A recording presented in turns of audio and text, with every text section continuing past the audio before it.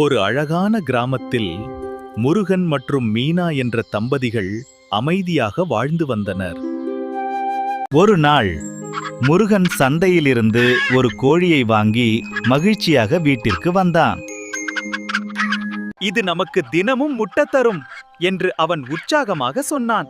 மீனா சிரித்து பொறுமையா பாத்துக்கோ என்றாள். சில நாட்களில் அந்த கோழி தினமும் ஒரு முட்டையிட ஆரம்பித்தது. அவர்களின் வாழ்க்கையில் சிறிய சந்தோஷம் மலர்ந்தது. ஆனால் முருகனின் மனதில் பேராசை மெதுவாக வளர ஆரம்பித்தது. இப்போவே எல்லா முட்டையும் கோழியிடமிருந்து எடுக்கலாம் என்று அவன் நினைத்தான்.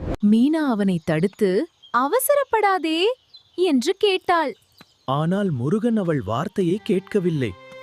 அவன் கோழியை வெட்டியவுடன் உள்ளே எதுவும் இல்லை. அவன் முகம் அதிர்ச்சியில் உறைந்தது. மீனா அமைதியாக, பேராசை வந்தா கிடைத்ததும் போயிடும் என்றாள். அந்த நாளிலிருந்து அவன் பொறுமையுடன் வாழ கற்றுக்கொண்டான். பாடம்: பேராசை நஷ்டத்தை தரும், பொறுமை வாழ்வை காப்பாற்றும்.